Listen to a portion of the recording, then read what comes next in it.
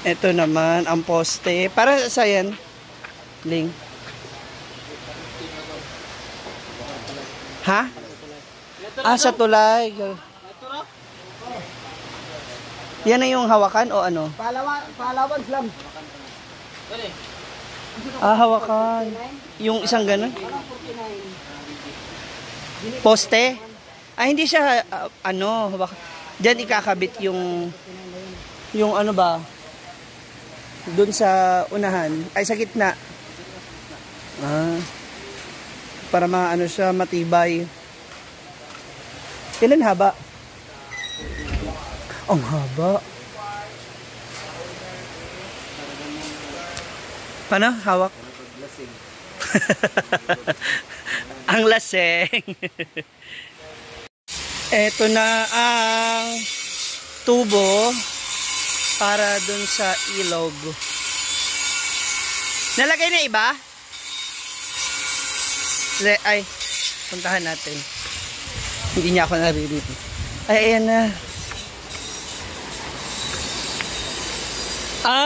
Okay. Mag-aano ng hawakan. Parang ganito.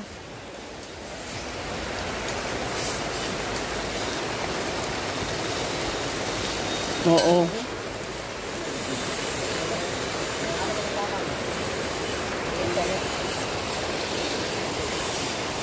May siya. Malalim pa, no? At medyo malalim pa.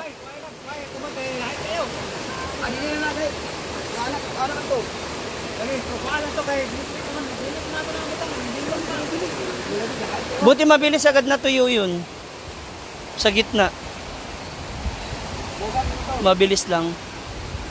Bubuhusan pa yan? Kaya may mga ganito. Okay. Pwede naman pala siya. Para mataas-taas na siya. Tapos kawayan pa rin po yung apakan. Naibago. Mga ilang pirasong ganyan? Ganyan din, 4-4. 5-5 na. Tapos medyo mas matibay-tibay ng kaunti. Tapos lalagyan na ng hawakan. Hindi siya kakayanin kapag sinimento.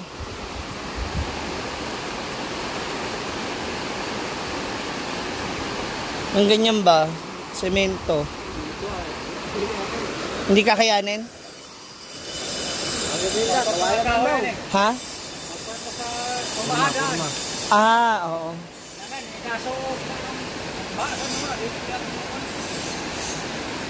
Kaya dito mga sa Kasmana. Mahal mo sa kahoy sa Roma.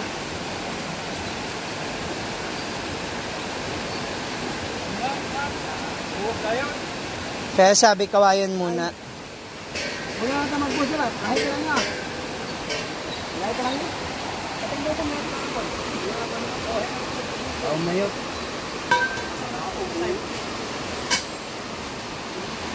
Ngayon ilalagay lang muna, ikakabit muna nila yung poste. Yan yung poste. Yung nakaposte nung bakal para meron na rin daw hawakan.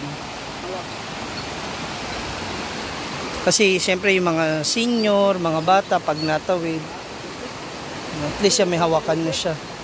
Tsaka medyo mataas-taas na.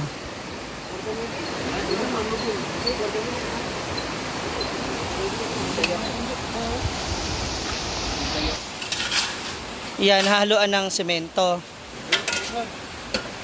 Bungga. Yan, ihalo na yung semento sa... Graba na ba yan o hindi? Ito. I-mix lang dyan. Pero matibay din yan, no? Mas okay siya kumpara sa buhangin.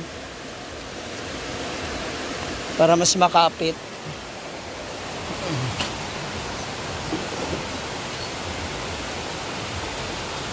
Yun na. Tapos ibubuhos yan dun sa loob ng dalawa. yung isa at saka dun sa kabilang side yan. Tapos ito. Para mas matibay. Pag tumatawid na dito sa ilog. Para si Pikachu, kahit malasing ng malasing, makatawid siya ng maayos. Diba? May paghahawakan siya. Ito. Tataasan pa yan na onte. Kuya? Tataas? Dadagdagan. Ipapantay.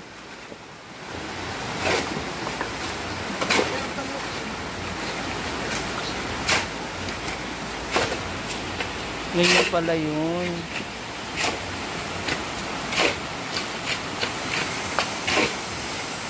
Tapos mga ilang araw.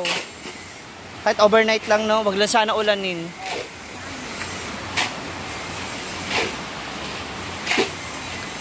Yan, inaayos nila yung forma ng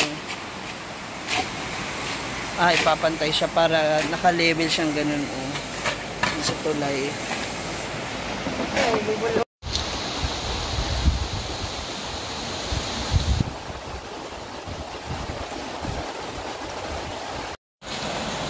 Yan, nilagay na yun nila yung tubo.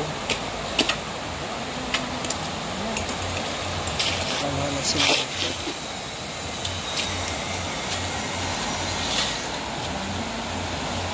Para mas matibay.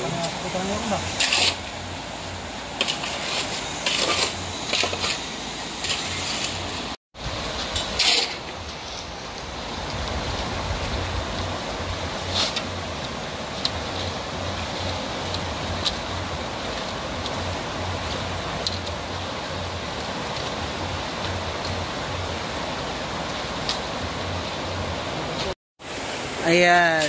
Ito na siya ngayon mga moms. Yung gitna, nilagyan na nila ng mga bato o mga palaman ba. Tapos tsaka nila bubuhusan ng semento. Gura. Ayan. Yung hinalong semento tsaka buhangin. Para mas matibay siya. Meron na rin siyang bakal dyan sa gitna kasi yan yung magkoconnect dito sa ibang bakal. Para merong merong hawakan. Para safety. Ayan. Malamang pakiyawan din ang nangyari dito kasi para nasa ganun. Mahabol ba yung panahon na habang hindi pa siya ulan ng ulan, naiayos na siya kaagad. Tsaka matuyo agad ng maayos. Matibay yung mga semento na nilagay. Nga doon sa dulo. Abangan na lang natin yung ilalagay nilang kawayan.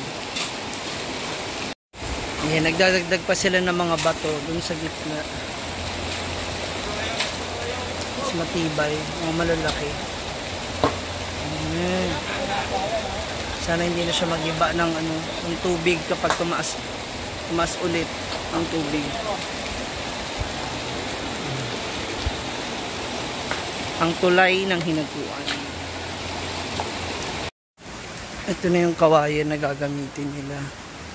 Parang, yung nasa dulo kasi na part. Ito kasi manipis yun. So, itong part nito kasi ito yung mataba. Ito yung makakapal. So, mga bago siya.